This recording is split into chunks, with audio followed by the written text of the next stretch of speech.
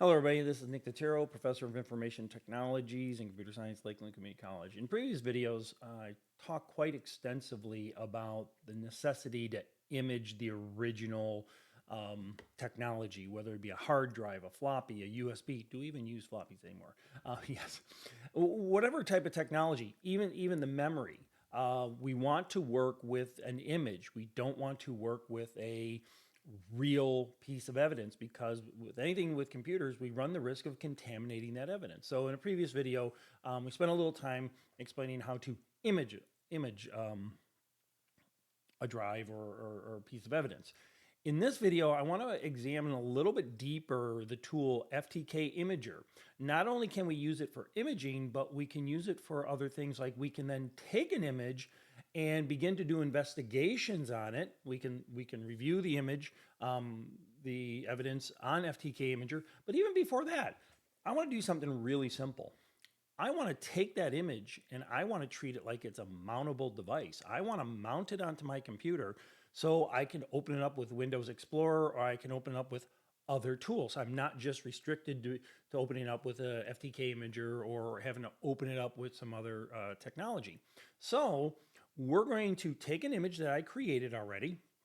You've seen that video. And I'm going to mount it onto my forensics machine on my computer here.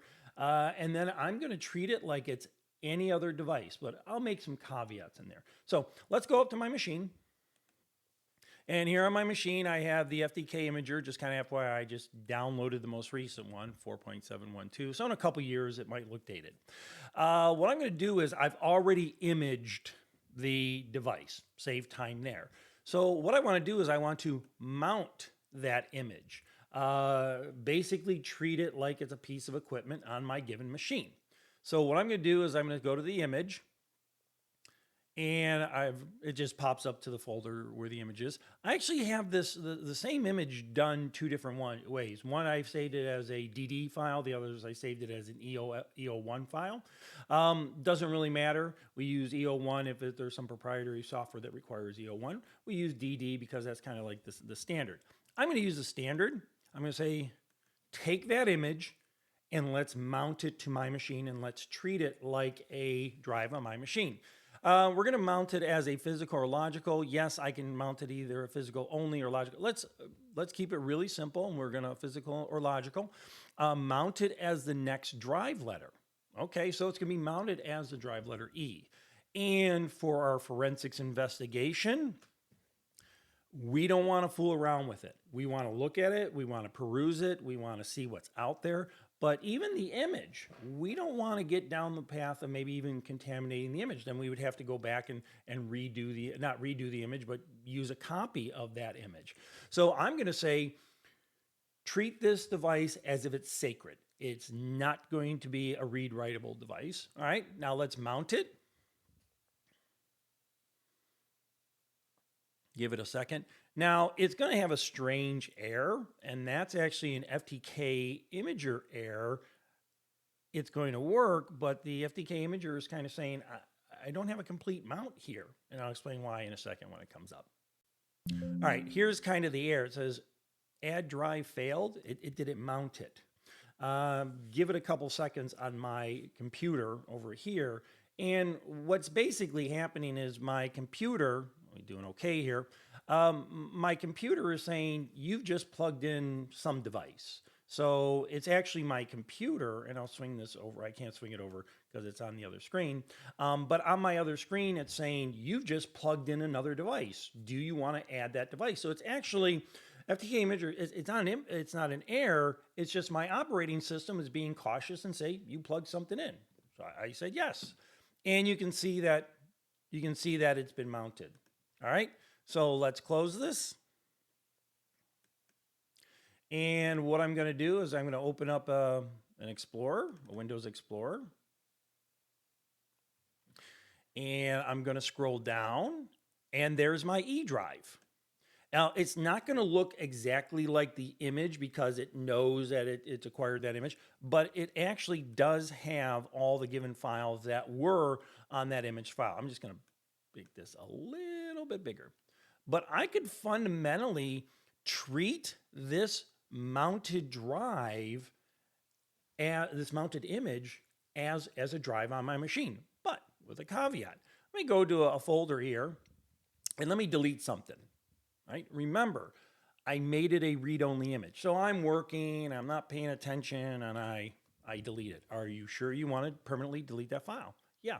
Okay. Now it does look like I've deleted that file. But let's find out something. Let's unmount this. Let's take this removable drive. Now, the way I'm going to do it now is not going to work, but let me do it anyways.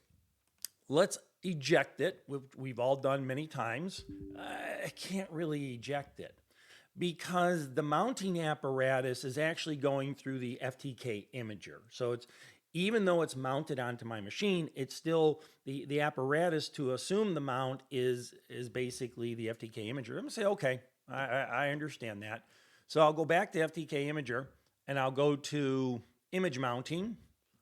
And this time, I should have kept the browser open. On this time, I'm just going to unmount. Give it a second. I'm going to unmount this one too. All right. Let me go back to my, I should have kept the Explorer open.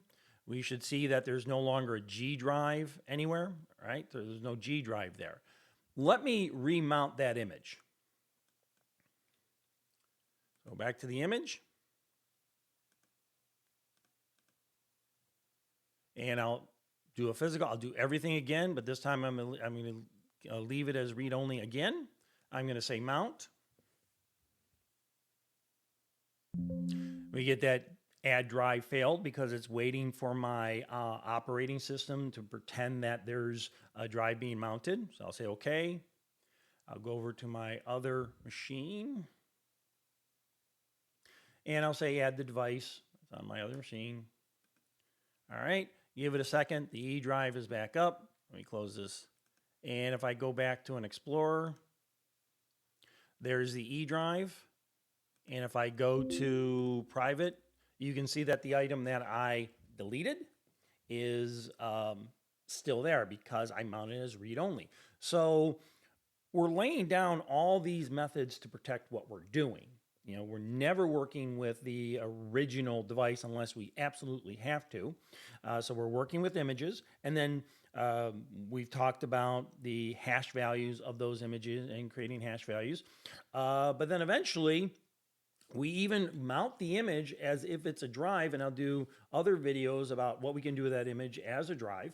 We'll mount that image as another drive, and we will protect it by saying it's read-only. So this gives us the ability to open up other tools at our disposal. So we don't need specialized tools. Obviously, we want to use specialized tools, but we need specialized tools to constantly open this up. We use FTK Imager, we mount it as a drive, and then we do what we need to do. That being said, let's keep learning stuff.